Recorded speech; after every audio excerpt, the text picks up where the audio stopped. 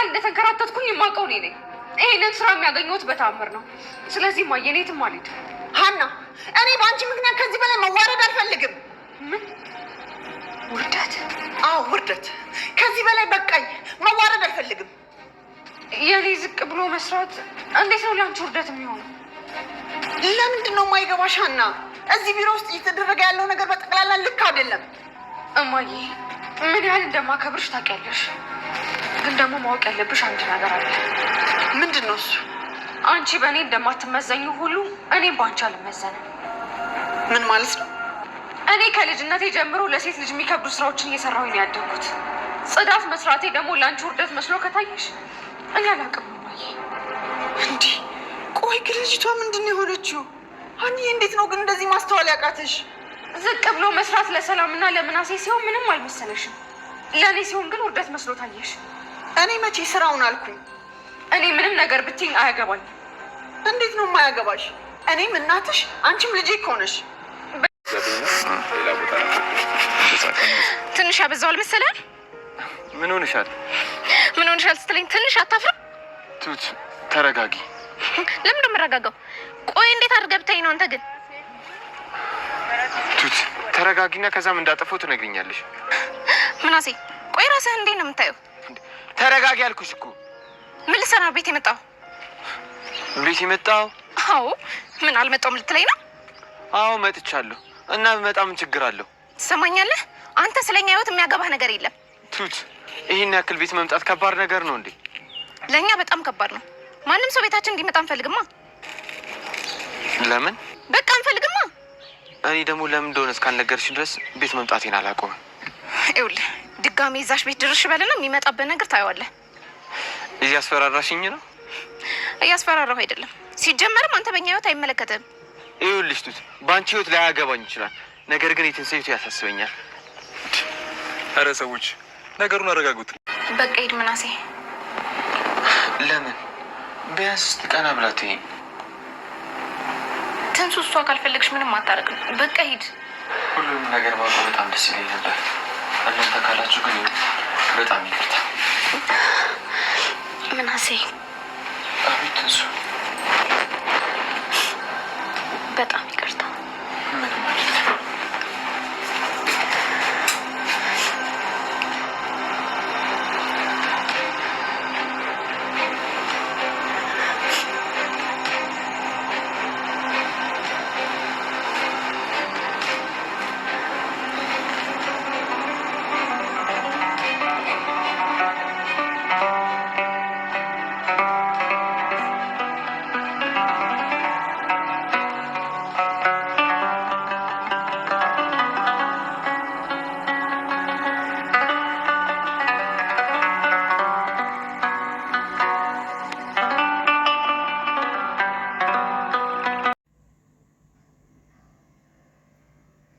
ሰላም ለእናንተ ይሁን ውድና የተከበራችሁ ቻናላችን ቤተሰቦች በያላችሁበት ሰላማችሁ ይብዛ።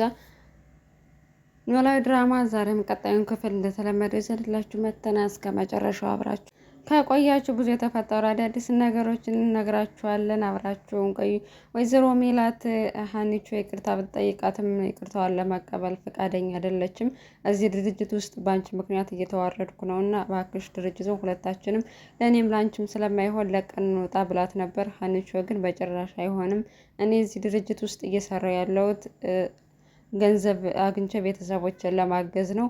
ይሄ ስራ ላንቺ ምን ያህል ቢያዋርድሽም ቢያስነቅሽም እኔ ግን ስራውን ነው የምፈልገው፣ ዋናው መስራቴ ነው ብላ ግግም ብላለች ማለት ነው። ወይዘሮ ሜላት ያው ያለቻት እያዋረድሽ ነው፣ በአንቺ ምክንያት እየተዋረድኩ ነው ያለቻት በስራው ሳይሆን እዛ ውስጥ በተፈጠረው ነገር ነው።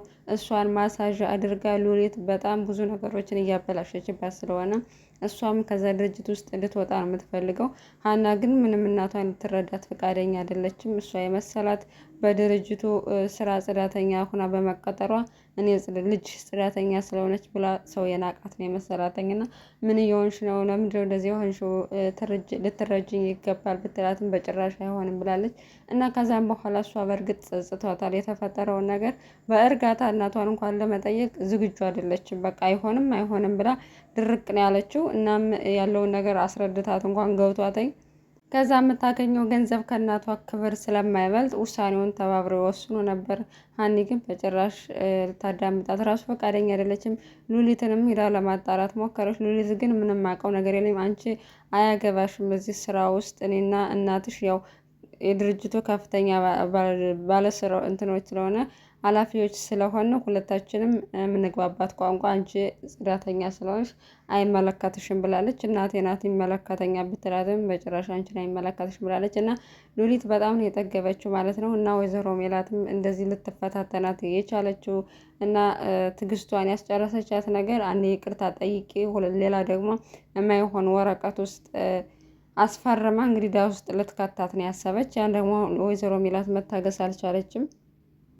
ኢዩኤልም ይህን ሁሉ የድርጅቱን ትርምስ ላለማየት እና ተጠያቂ ላለመሆን የፍቃድ ጠይቆ ነበር። በጭራሽ የፍቃድ መሙያ ወረቀቱን ስጭኝ እና ልሄድ ነው ስትል በጭራሽ እስካሁን እድሜ ልክህን እረፍት ወጥተህ የማታውቅ ሰውዬ ዛሬ ምን ተገኝቶ ነው እረፍት የምትወጣው ስትለው፣ አዎ እስከ ዛሬ እረፍት አወጥቼ አላውቅም፣ ግን እረፍት የምወጣው እውነቱን ከፈለሽ እነግርሻለሁ። እኔ ድርጅት ቁልቁል ሲወርድና ሲከስር ማየት ስለማልፈልግና የአንቺ ክፋትሽ ተንኮልሽ ተባባሪ መሆን ስለማልፈልግ ነው እረፍት መውጣለች። በጭራሽ እረፍት አትወጣም። እንኳን አይደለም እረፍት መውጣት ይቅርን ለአንድ ደቂቃ እንኳን እንድታረፍት አልፈቅድልም።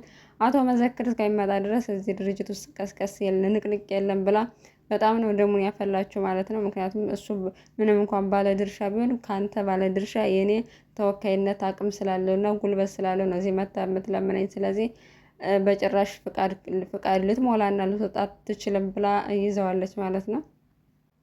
እና እንግዲህ ወይዘሮ ሀና የሆነ ቤት ውስጥ ችግር ሲፈጠር የሆነ መደበቂያ ትፈልጋለች። አባቷ ደግሞ ከሚስቱ ጋር ተጣልተው ቤት ውስጥ አይደለም እሷም ተጣልታለች። ያው ጉቦ ስለተቀበለ የኔ አባት በታማኝነት የሰው ገንዘብ መውሰድ እንደሌለብን ጉቦ መቀበል እንደሌለብኝ እያስተማረን ያሳደገኝና አንተ እንደስትሆን ማየት አልችልም። ስለዚህ እኔ ሌባ አባት የለኝም ብላ ከአባቷም ጋር ተጣልታለች። አሁን ከእናቷም ጋር ተጣልታለች። ስለዚህ መሄጃ ስለሌላት ከኤልያስ ጋር የተገናኘችው።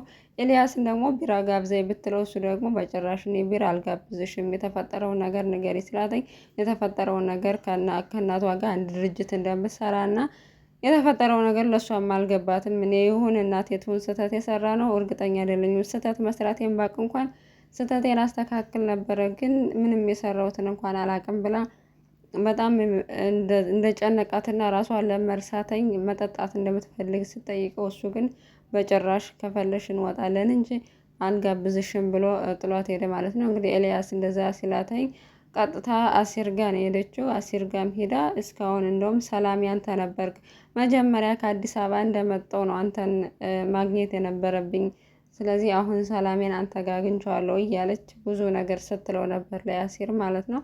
በእርግጥ አሲር ለእሷ በጣም ነው የሚያስብላት፣ በጣም ነው የሚወዳት። ብዙ ነገሮችን አሳልፎ ለእሷ ብዙ ነገሮችን ታግሷታል። ግን የሀና ካራክተር በጣም የሚያስጠላው ነገር ምንድን ነው?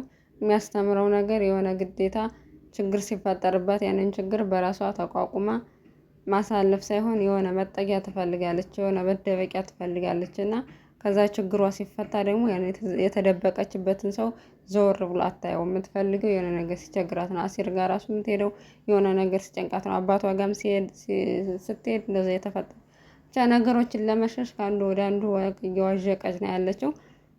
እናም ወይዘሮ ሜላትም በዚህ ምክንያት በጣም የተናደደችባት በሀና ከልጅነቷ ጀምሮ እሷ በመጥፋቷ ነው ቤተሰባችን ሲበጠበጥ የኖረው። እሷ ባትጠፋ ኑሮ ያን ሁሉ ችግር ሳሳልፍ መስፍንም ጥሎኝ አይሰደድም ነበር። እሷ ምክንያት ነው ሰላም ያጣ ነው ምናምን ብላ በጣም ተማራ ለድንብላል እየነገረቻት ነበር። እንደውም ምን አለው ሆዴ ውስጥ ውሃ ሆና በቀረች እስከ ማለት ድረስ ነው ሄደ። ምክንያቱም በእሷ ምክንያት እየተዋረድኩ ነው ብላ ስለተናደደች ማለት ነው። እና ለምናሴም እየነገረችው ነበር። ምናሴ ያው እሱ በጣም አስተዋይና ለቤቱ ሀሳቢ የሆነ ልጅ ነው። ከልጅነቱ ጀምሮ የቤተሰቡ ትንሽም ልጅም ቢሆን ያለ አቅሙ እነሱን ኃላፊነት ተሸክሞ እያስተዳደራቸው ይገኛል። አሁን ላይ ወይዘሮ ሜላትም ስራ ባሰራም ሰላምና እሱ ነው ቤተሰቡን የያዙት ማለት ነው። እናም በተቻለው መጠን እሷን ለማረጋጋት እየሞከረ ነው። በቃ ሁሉም ነገር ሰለቸኝ፣ ደከመኝ፣ ሁሉም ነገር ሲበዛ እኮ ያስጠላል እያለች ተስፋ እየቆረጠች ስለሆነ ልጇ ደግሞ በተቻላት መጠን እያጽናናት ነው ማለት ነው።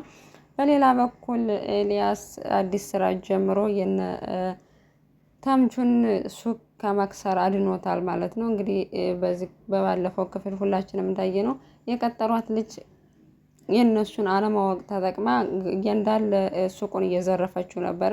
እጅ ከፍንጅ ስለያዛት ተምቹ አባረራት። ከዛ በኋላ ግን ሁለታቸውም ለመስራት ቢሞክሩም እዚህ በፊት ያው ምንም አይነት እውቀቱ ልምዱም ስላልነበራቸው ሱቃቸው ወደ መክሰር እየሄደ ነበር። እናም ሀናን ሲጠይቋት ሀና ስራ እንደጀመረ ስትነግራቸው አሁን ኤልያስን አግኝተው ኤልያስ በአዲስ ሱቃቸውን በደንብ እየሰራላቸው ይገኛለኝና እኛ ደመወዝ አናስብልህም፣ አብረን የምናገኘውን ገቢ ግን ትርፍ እንካፈላለን ብለው በዛ ተስማምተው አብረው እየሰሩ ነው። ተምቹና ጆሮ ደግሞ ሳሚን በድጋሚ አግኝተው አፋጠውታል ማለት ነው። በባለፈው ወርቁን ሰረቀ፣ ከዛም ስልኩን ሰረቀ። እሱ ግን በቃ ከጥፋቱ ይማራል ብሎ ትቶት ነበር ጆሮ።